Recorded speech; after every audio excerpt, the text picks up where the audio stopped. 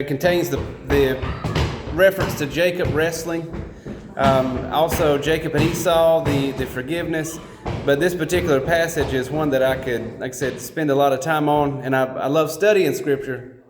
I guess you wouldn't be the best message bringer if you didn't. I'm not the best by any means, but I love studying Scripture. So there's so much to unpack in there, and that's why I like to do the yearly thing where you go through the Bible. But the name of the actual portion is and he left, and they're taking that from Genesis 32. If you look at verse 4, it says, "He commanded them, saying, Thus shall you speak unto my lord Esau.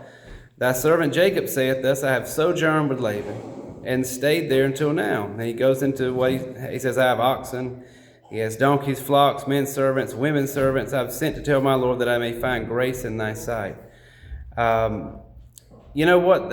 One thing that really stuck out when I was studying this particular portion of Scripture is sometimes you have to look at what's revealed in a text and also what God intentionally chose to leave out, because there's a lesson in every angle. But, Jacob, obviously this is the portion also where the sons of Israel are named. And there's a meaning behind each name. There is a future that's kind of entailed in what their names were given after.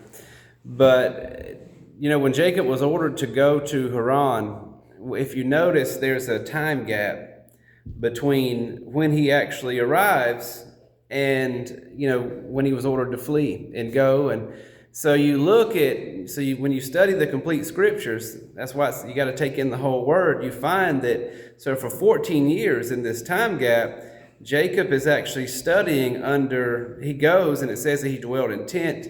And he was actually studying under Shem, and Shem in Scripture is also referred to as Melchizedek, his son Shem. So think about the lesson that he would have got, because Shem was like the carrier of, that's where like we hear the term Semite. It comes from Shem. He was the carrier of that belief in God's oneness, one true God. So before there was the nation of Israel, we had Shem carrying. In each generation, there's been a remnant and one that was willing to wholeheartedly stand and be a spiritual intercessor for people. And Shem was, he had a study, and he carried on the teachings that had been passed down from Noah, and passed down. So we're talking about knowledge all the way from Adam that was being imparted upon Jacob. So, and I thought about that, and really what stuck with me when I realized that when I was reading some other passages in relation to Jacob was, realizing that for this period of time, before he goes, before the forgiveness happens, before he acquires what he has, he takes time, he takes a break, and he studies, and he acquires not just any knowledge. It's not like just a spiritual college with Shem and Ebner. And, sometimes we need to take a break and be hidden in order to be shaped. And what I thought about that when I was reading this is to know, because, it talks about him leaving. But in order to, we need to take a break and be hidden to be shaped, so our wants and our needs, so we can know our wants and our needs, and so we can start to want what we actually need. Because we understand from Jacob that everybody has, we have good and bad qualities in all. And Jacob was, as with the wrestling match that's referenced to a lot, he was intent on his blessing. But sometimes we get so intent on the physical blessing, we forget the spiritual. So in order for our needs and wants to align, that's why, later on in Scripture, we all know who said, whosoever loves his life will lose it.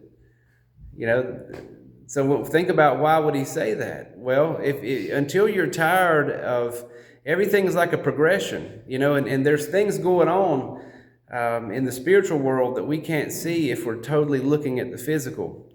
And so I'll read another passage before I get a little deeper into that. But when you look at the messengers that was sent out, he sends out messengers. In verse 9, he says, "O Jacob said, O God of my father Abraham and God of my father Isaac," says that the Lord, Adonai, said unto me, "Return to thy country and to thy kindred, and I will deal well with thee." So he's been promised, I will deal well with thee. He says, I'm not worthy of the least of all the mercies and of all the truth which thou hast showed unto thy servant. For with my staff I passed over this Jordan. Now I'm become two bands. Deliver me, I pray thee, from the hand of my brother, from the hand of Esau. For I fear him, lest he will come and smite me, and the mother with the children. And thou saidst, I surely do thee good, and make thy seed as the sand of the sea, which cannot be numbered for the multitude. And Elijah that same night and took, which came to his hand, a present for Esau his brother. It goes into 200 goats and 20 male goats. So notice, he is he's trying to make things right.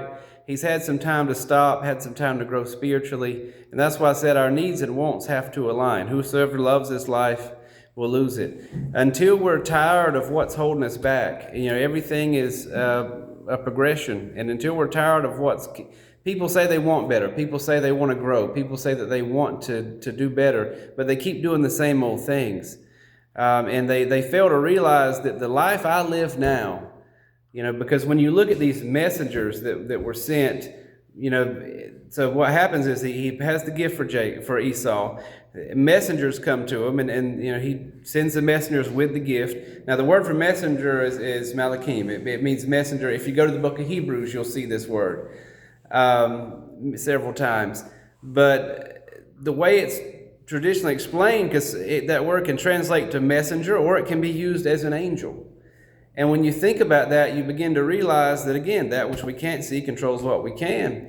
So he was dealing with things on not only the physical, but the spiritual plane, because he's dealing with Esau physically, and he's also dealing with the spirit of his spirit, Esau's spirit. So there's a tussle there. There's a struggle, not just physically, but spiritually. And notice when Jacob wrestles, if you look over in verse 25, 23, and he took him and sent them over the brook and sent over that he had, and Jacob was left alone, and there wrestled a man with him until the breaking of day. And when he saw him that he prevailed not against him, he touched the hollow of his thigh, and the hollow of Jacob's thigh was out of joint, and he wrestled with him. And he said, Let me go, for the day breaketh. And he said, I will not let thee go, except thou bless me. And he said unto Jacob, What is thy name? And he said, Jacob. And he said, Thy name shall be called no more Jacob, but Israel. For as a prince thou hast power with God and with men, and hast prevailed. So what you see is that there is a struggle going on physically and spiritually. So, and a lot of people, I've heard people teach on that and say, wrestle with God. That's not really, God is not a man. Scripture tells us in Numbers, God is not a man that he should lie. God is not a man that can be defeated. Actually, the deep dive on that is he's wrestling with like the spiritual guardian of Esau, because the conflict is Jacob and Esau. But so and that is where, just like our lives need to be where what's divine and spiritual meet, that way we're a dwelling place for the Most High. Notice he's having this physical fight, but he's fighting in the physical with something spiritual. So think about that. How many things are we fighting with in this physical, and then it spills into the spiritual, or vice versa? Conflict always starts within. Growth always starts within. Anything that's deeply rooted starts within, because he has to forgive his brother, and then his brother has to forgive him. It's a double-edged sword there. And notice his name was changed there. And so you have to bank on a promise from the Most High. You have to trust that he's going to do what he says he's going to do. You have to identify as one of his children. When you pass the test, yes, we have a new identity. Just like many people today, when they're baptized, that when they're immersed, they will choose to go by a different name. I've heard of cases like that. People change their name sometimes because they live in a new life. So the name went from being, the heel grabber to Israel, one who wrestles with God. It's stated that Jacob is a prince with God and with men. So there's a struggle, and Jacob would struggle, Jacob had been in a struggle for his entire life with his brother, and there was family conflicts. But back to what we put out there, Our life and what I live, and it took me later on to realize this, is a complete advertisement for what I'm trying to attract in the spiritual world. If I'm always downcast, if I'm always upset, that's why I said our life is like a prayer. So you can't want victory and deliverance, and you can't want peace, but everything that comes out of your mouth be negative, and everything that comes out of your mouth be deceit. That's why we have to learn that I've got to learn my needs, and I have to let the Father show me my needs and learn to want what I actually need. Because many times we want physical. We don't want what we actually need. And in what this wrestling match illustrates, on, like I said, spiritual and physical levels, there's a need to attract what we actually need and want. So the struggle was the guardian of Esau. You have physical and spiritual struggle there. But his persistence paid off because he sought a blessing. He said, I'm not going to let go until I get my blessing. Also, it said, let me go. It's getting daybreak. That, like I mentioned, the passage, whosoever loves his life will lose it.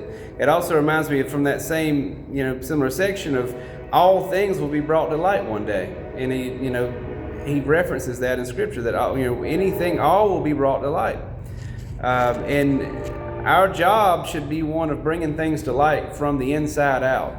Many people don't even really know what it is that makes them in the bondage they are, because they never take the time to listen to God. They have depression, they have anxiety, they have anger, they have fear. They have problems like Jacob and Esau, which one is not forgiving the other, or one needs to forgive the other, and they have family conflict, but they just keep running and running, and they never take the time to really stop and ask, what is the disease of infection here? What sin is it that is making me not able to overcome in the physical and the spiritual? There's, with the dynamic of Jacob and Esau, there's a lot of teachers that say that, Jacob's reason for holding Esau's heel was trying to keep him from crushing his head with the heel, referenced in Genesis 3:15. But Jacob has promised that he would prevail in all of his struggles with mankind, and he holds on, he prevails. An interesting thing I noticed is, the son of Jacob, Joseph, one of the tribe leaders, arranges a deal for Jacob to come to Egypt. Well, later on in Matthew, Matthew 2, what do you see? And people will definitely talk about it a lot this time of year. You see Christ, you see the Messiah. What they flee. And another example, look at those in Exodus. They're delivered from Egypt. There's always many lessons when you notice the patterns. Because what is in Egypt? Babylon. What does Revelation say? Come out of Babylon. So, and that's the part of the story people never talk about. They always focus on the manger. They never look at the, Joseph is worried and he needs to hide, and we have to go and where we're as among the other people. And so people never want to focus on the struggle, but the struggle makes us who we are. I was thinking about I was reading the same portion last night before I went to sleep, and I had a headache last night. And I thought to myself, because I have anxiety and I have a hard time going to sleep a lot. Even though I have faith, I have anxiety a lot of nights. And I had a headache, and I was ready to hit the pillow. I didn't stay up thinking late last night because I had that headache, and I thought about it. I said, pain sometimes is what it takes to make us let go of the physical realm, where I can actually focus on God in the spiritual realm. Because I tend to sit up late thinking about, what about when what he mentioned turning 60? What about when I'm 60? What about my kids? What about this? And I tend to think about all these future things. Am I going to make enough money for my kids to be okay? Am I going to do this? That's all physical. God will take care of that. But I still sit up late thinking about my body and my finances and all these things. But when you're in enough pain, you will lay that head down and say, God, I will rest in you, and I will let you deal with me as you will. So sometimes pain is a necessity in order to understand what we really need and what we really want. In order to be with God where we need to be, sometimes pain is part of keeping that vow. And when you look over in Genesis 35, you see, Jacob, he rids himself of the idols. In 35 verses 9 and 10, he says, and God appeared unto Jacob again when he came, and it says he blessed him. So he gets the blessing. God said to him, thy name is Jacob. Thy name shall not be called any more Jacob, but Israel shall be thy name. And he called him Israel. So again, it's the messenger in the previous chapter. Now it's the Most High is, your name is being changed. So there was an indication of the name change, but it's officialized here. Why? Because he's given up idols. He has decided to commit to this wholeheartedly. He is steadfast. And, Jacob didn't like the man he'd previously been. And maybe this is one of the reasons for the new name. Because the new Jacob, Israel is different than Jacob. Israel is not a thing of deceit. Israel is being rescued by God in order to show what true life, true commitment, true community should be. So again, when we're born again, look at the example of Nicodemus. He referenced going into the womb. And when we're born again, it has to be, again, whosoever loves this life will lose it. You have to be tired of this life and tired of being attached to this life in order to really receive the blessing that we're meant to receive. But many people struggle with the person we are, and then we find out, who we truly are after we've been walking and learning from the Messiah. So when we're promised to have and Scripture says we're promised to have a new name in the world to come. So it's new identity is part of the walk. And in 35, Jacob he goes up to Bethel, he makes an altar.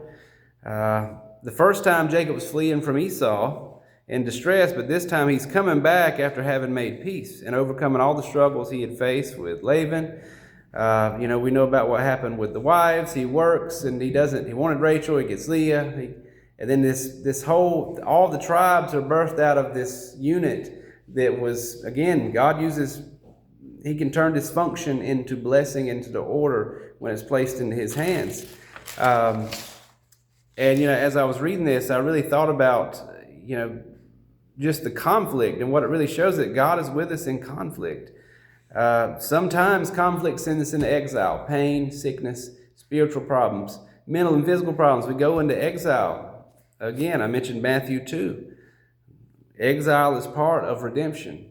When I'm removed from my comfort zone, because what we learn is, because there's a scripture in Obadiah that says, "Do not gloat over your brother in the day of misfortune." And Obadiah was a prophet that was actually a convert that was, in assistance with the Edomites, and he ran many things for them. And it lets you know that, again, God can speak to all, and he can use one person out of a corrupt lineage and corrupt people to change things, because Edom placed trust in their fortresses and their alliances and their wealth. But all that failed, and Obadiah warned them that this kingdom is going to fall. So Edom is where Esau, the Edomites, Mount Seir. And if you look at those places, because Mount Seir is where Esau and his descendants, that's where they dwelt, that's their place. Much corruption, much idolatry. The word Seir actually translates to, there's a lot of goat references there, and a lot of idolatry and demonic references, a lot of dark things going on in that region. And Esau, he was blessed. He was promised to be blessed, but he was focused on the physical. And there's actually scriptures that indicate that Esau had the same. Jacob was chosen, but Esau had the same capability, a lot of spiritual capability as Jacob, but he would choose to use that for physical gain and physical fortune, and not as much as spiritual, and not listening to the one true God. He embraced idolatry. And so and also we see in this passage where one of the daughters of Jacob's daughter is defiled by one of those from the corrupt nations, and the sons go and deal with this. They kind of take a page from their dad, and they act like everything's going to be okay, and then when they're unexpected, they go and clean house a bit, and then Jacob says, "Wait a minute, this is going to put me at odds with the people around me." So God tells him where to go, and he receives his blessing. But they had to reconcile their differences. They'd been through betrayal, they'd been through pride, arguing, and nothing tears families apart like arguing over blessings, right? I mean, you look at death. Look at the things that death brings out in people many times. I've seen families fall apart completely over pieces of land and homes and money and all these things, and none of that was just give me the person back. None of that stuff was important. The most important thing is the souls of the individuals involved. But, think about these things. They are all things to overcome. And, human conflict is, it doesn't last, but God's kingdom does. And that's a thing to dwell on when you're really looking at this. Just like in, and notice the places, in 35, he's at Bethel, the house of God. Jacob intentionally strives to please God and dwell with God. And I made a note about the sons because in the 35th chapter, in throughout this passage, you see in 34 also, you see, Simon, Levi, you see the sons mentioned, but all the names of the sons, and I wrote them down today, but they all have a different meaning from the root which they're given. So you have Reuben, the tribe of Reuben.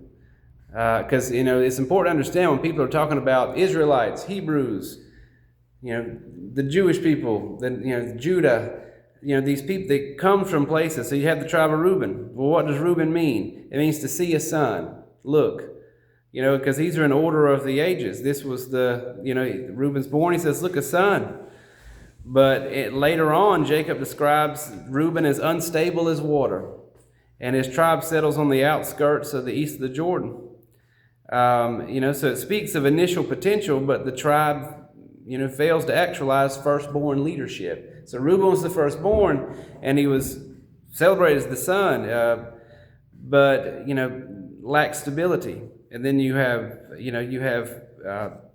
Simeon. It means he has heard, means to hear. What happened is that, they had conflict, and they become dispersed within Judah. He participates in a violent attack on Shechem.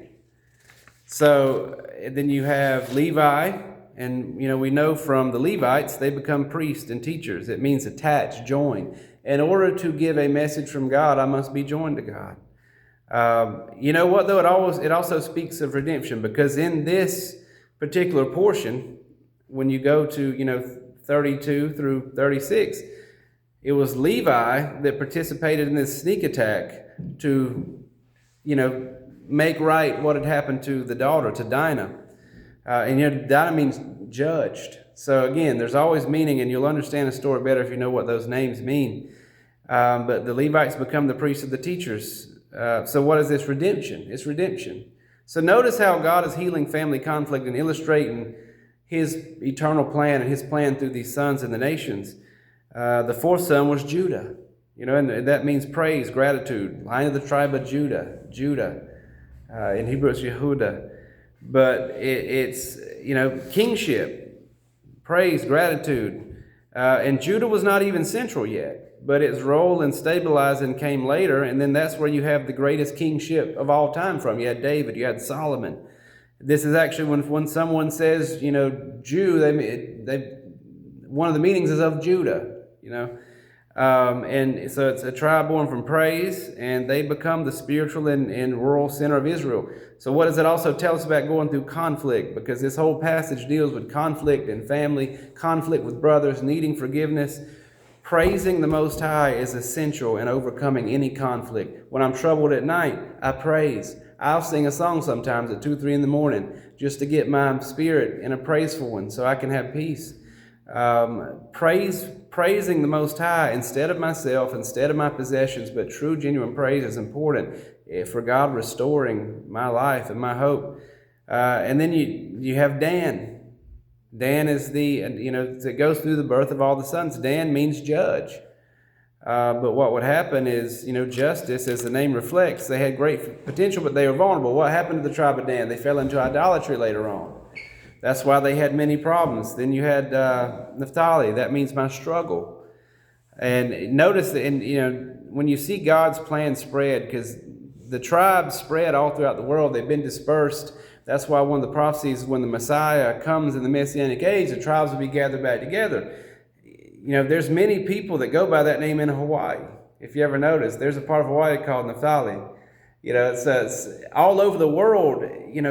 Chances are we're from one of these tribes, and most of the population has some sort of, genetic relevance to these tribes.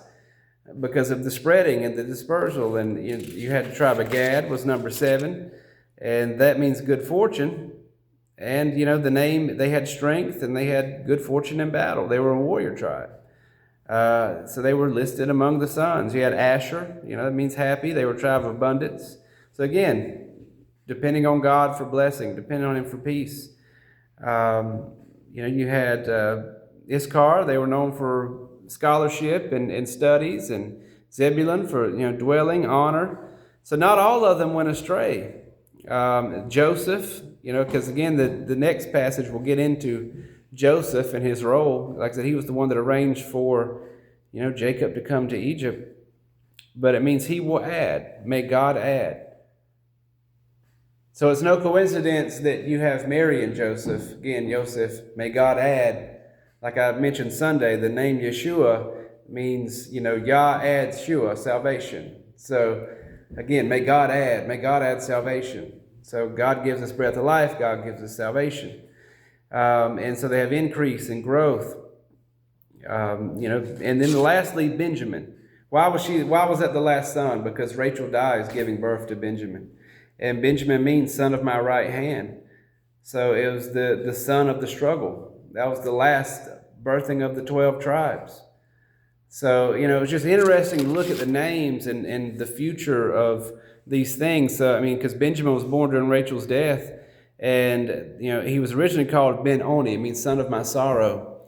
And, by Rachel. So Jacob renamed him Benjamin. And he was, produces King Saul. Houses apart from, part of Jerusalem, part of the Holy Temple. And Benjamin transformed sorrow into strength by being a beloved, protected tribe. So what does this tell us with conflict and forgiveness and family? And diversity is a part of life. It's important. But my identity, number one, there's redemption and I can change. I don't have to stay the same broken person I've always been. My name can change. My identity can change. I don't have to stay in darkness. And number two, diversity is important. We need all types in the kingdom.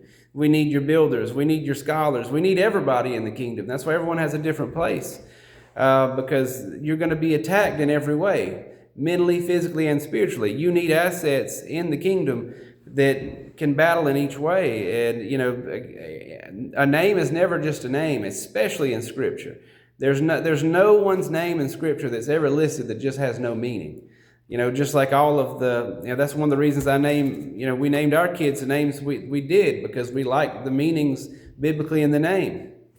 It's like Elijah means that, Yah is my God, Jehovah is my God. So there's a meaning in a name, and it's important to know who we are, where we stand, and who we want to be with God. And there's so many people that aren't seeking redemption and they're not seeking hope with God. But when human conflict reaches its head, God can intervene. God is faithful. He'll take you through fear, take you through exile, He'll take you through doubt, He'll take you through sickness. But again, sometimes it's this confusion that I have to go through in order to gain wisdom. Because, like I said, deconstruction is part of reconstruction. If you ever tore down a house, you ever build a new one, you understand the mess of tearing, say, even a room. You got to tear things down. It gets messy. But to build it back up, it is worth it. So, it kind of ends this particular portion with the forgiveness. It goes through the lineages, but you think about, lastly, Jacob and Esau and what happened. Jacob keeps being humble with Esau and he offers gifts. It was custom in that day.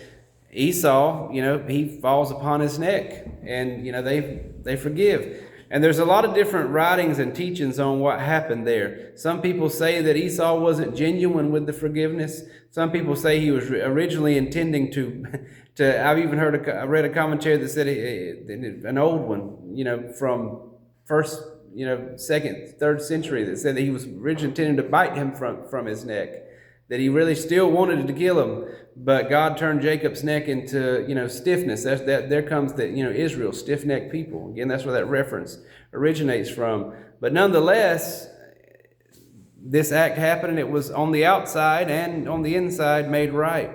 So before God heals our relationships with others, we got to wrestle with our own hearts. And you got to ask yourself, do you have hate?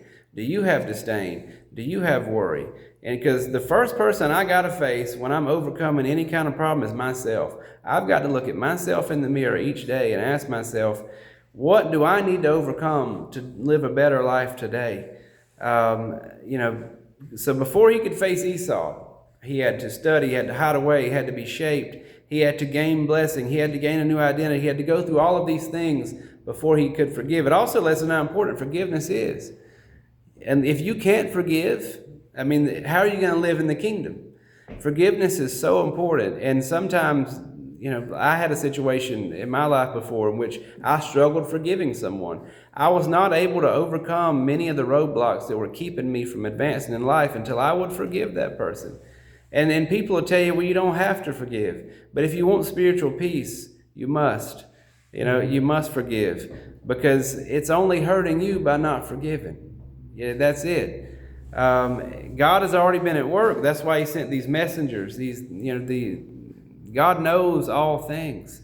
So Jacob had to face himself, and reconciliation is always possible. There's no marriage, there's no home, there's no family, there's nothing that is too far gone for God to repair.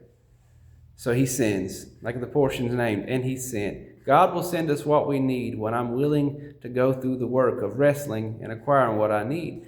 Most people just, what's this passage in Hosea? My people perish for lack of knowledge, but then also says what always gets cut off because thou hast rejected knowledge, I'll reject you. Many times we're just not willing to accept the knowledge. So again, we see the fulfillment of promise of Jacob. You see the sons. You see this reconciliation. You see wounds being healed. And ironically enough, Esau would be buried with Jacob, or the head of him rather, because when you study, Esau's demise was to one of his own descendants, the leader of the Cushites, one of his own sons that was hard of hearing, took him out with the sword. So it kind of leads a lesson about seed sown, and that's why you see family members. If I live a corrupt life, 9 times out of 10, my kids are going to be corrupt. That's one of the reasons that I try to stay in Scripture so much, is because I have little ones that I'm living for. I don't want them to go down the path I went down. I don't want them to get into certain things. It might seem mild to a lot of people, but I don't want them involved in things that's going to distract them from God, because we're all going to die one day. We're all going to be judged. So, God is present in our victories and our forgiveness and our reconciliation, but in days of our exile, if I'll just cling to His Word and grow in His Word, He'll provide the blessing I need to make it. But sometimes pain is a blessing. Sometimes pain is a blessing because it gets our attention and it makes us come back to truth, and it makes us realize, hey, something's not right here. I've got pain. I need to forgive. I need to love. I need to grow. So God will transform you in a struggle. I know this from personal experience. And Jacob and Esau is a great testament to many things. Like I said, so many lessons to unpack there. Any other scriptures or prayer requests this evening?